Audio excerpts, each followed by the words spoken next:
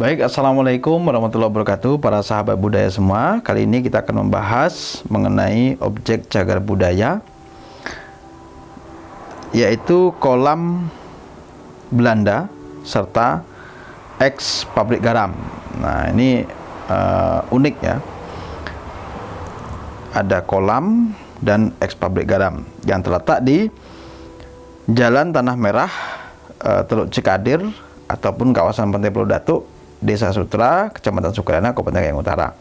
Jadi kalau kita masuk ya ke Pantai Pulau Datuk itu sebelah kanan, kemudian ada jalan. Nah, ada pelang nama Kolam Belanda. Nah, di depan itu, di sana kita temukan ada beberapa struktur bangunan selain kolam, yaitu ada semacam benteng.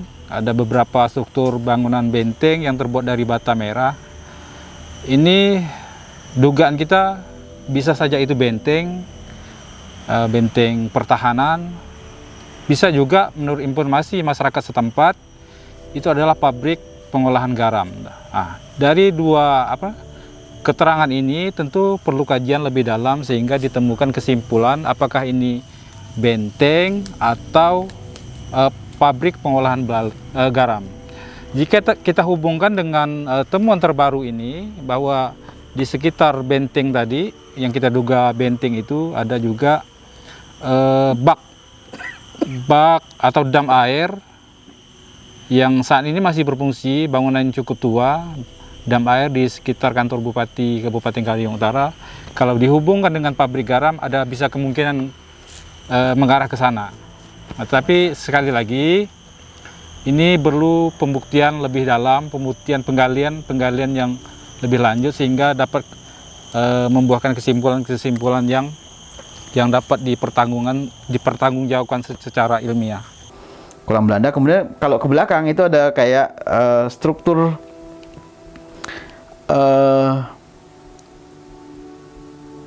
bata merah ya, struktur bata merah yang berlabirin-labirin. Nah, itu kami duga sebagai eks pabrik garam ya. Nah, kita akan coba membahas eks pabrik garam yang ada di depan dahulu. Situs yang kami duga sebagai eks pabrik garam ini berada di kawasan Pantai Pulau Datuk Sukarana, tidak jauh dari Pelabuhan Cikadir Sukarana, termasuk dalam wilayah Dusun Tanah Merah, Desa Sutra, Kecamatan Sukarana, Kabupaten Kayong Utara. Di situs ini terdapat beberapa objek yang sepertinya memiliki hubungan satu sama lain. Ada sebuah kolam. Nah, jadi di depan itu ada kolam berukuran 28 kali 17 meter dan terdapat struktur susunan bata merah yang direkat dengan semen membentuk pola tertentu. Nah, jadi bata merah yang ada di sini ini berbeda dengan bata-bata merah yang berada di makam-makam seperti makam Tok Mangku, kemudian makam Pulau Datuk. Ini berbeda dari sisi ukurannya berbeda, kemudian dari cara merekatkannya juga berbeda. Jika di makam Tok Mangku cara merekatkannya dengan bata gosok ya, ini khas di era Demak dan Majapahit, caranya dengan menggosokkan. Dan ukurannya itu juga berbeda. Ukurannya kalau yang di Tok Mangku kan besar, yang di makam Pulau Datuk juga besar. Nah, kalau di sini ini ukurannya lebih kecil dan direkatkan sudah dengan semen. Oke, kita lanjut. Dan terdapat struktur susunan bata merah yang direkat dengan semen membentuk pola tertentu. Struktur susunan bata merah tersebut sebagian besar sudah tidak utuh, terbongkar ataupun hilang. Pola susunan bata merah tersebut membentuk struktur memanjang dengan lebar rata-rata 2-3 meter dan ketinggian 1 hingga 2 meter. Pada kawasan ini telah berdiri bangunan baru dan dengan instalasi tangki air untuk keperluan masa kini.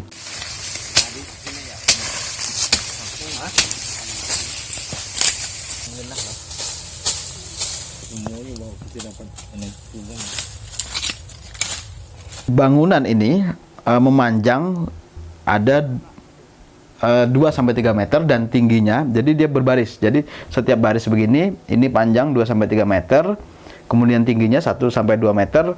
Nah, satunya juga sama seperti ini. Nah, jadi semacam labirin, kemudian di sini juga ada. Nah, memanjang dia seperti itu. Jadi kayak semacam tungku lah ya, semacam tungku. Jadi bersebelahan memanjang. Sayangnya di kawasan bangunan ini itu sudah dibangun bangunan baru oleh pemerintah PU pada tahun 2016 yang sebagian juga justru merusak bangunan cagar budaya ini. Nah, ini sangat kita sayangkan ya, dan jangan sampai ini terjadi lagi di masa yang akan datang. Hampir tidak ditemukan catatan tentang situs ini, baik itu tentang waktu dibangun dan untuk apa dibangun, kecuali dari keterangan warga yang mendapat cerita dari orang tua mereka bahwa situs tersebut adalah dulunya merupakan bekas pabrik garam zaman Belanda. Kemudian dari warga setempat sempat menyaksikan sendiri keadaan situs ini di masa lampau. Dapat penjelasan bahwa mereka pernah melihat tumpukan besi yang diperkirakan mesin dan peralatan besi yang diperkirakan sebagai bagian dari pabrik garam. Jadi kita belum menemukan ya sumber literatur yang kuat ya, sumber primer yang kuat mengenai bahwa ini dulu sebagai pabrik garam. Jadi hanya baru dari keterangan warga saja sementara ini.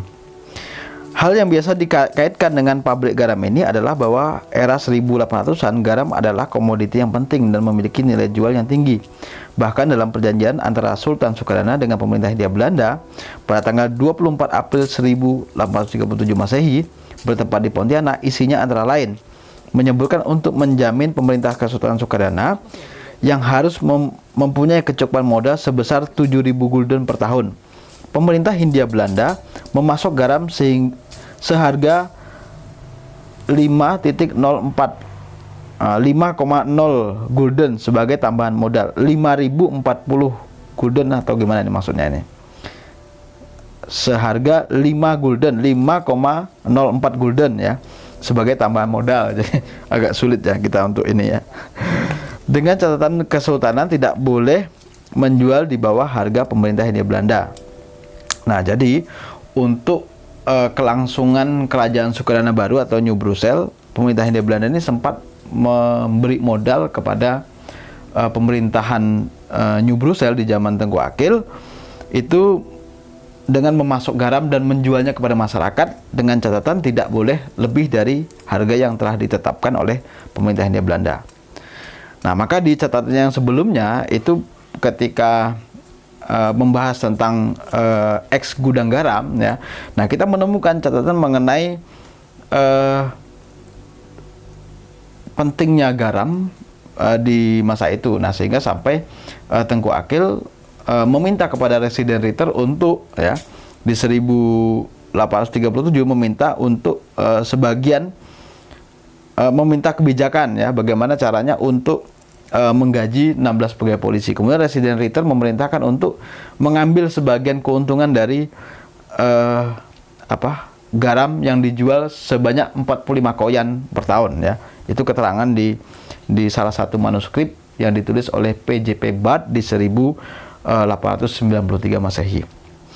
Nah, melihat pentingnya komoditi garam waktu itu untuk mencukupi kebutuhan garam di wilayah Sukarana, Simpang, dan Matan, tidak menutup kemungkinan pemerintah Hindia Belanda harus juga membangun pabrik garam di Sukarana, sehingga tidak lagi tergantung dengan garam-garam dari Pulau Madura. Nah, jadi sehingga mungkin ada alasan bagi pemerintah Hindia Belanda untuk membangun ya, membangun pabrik garam. Nah, mungkin itu ulasan kita. Nah, sedangkan kolam yang di depan ini diduga ada kaitannya dengan pabrik garam ini. Nah, apakah ini fungsinya dulu sebagai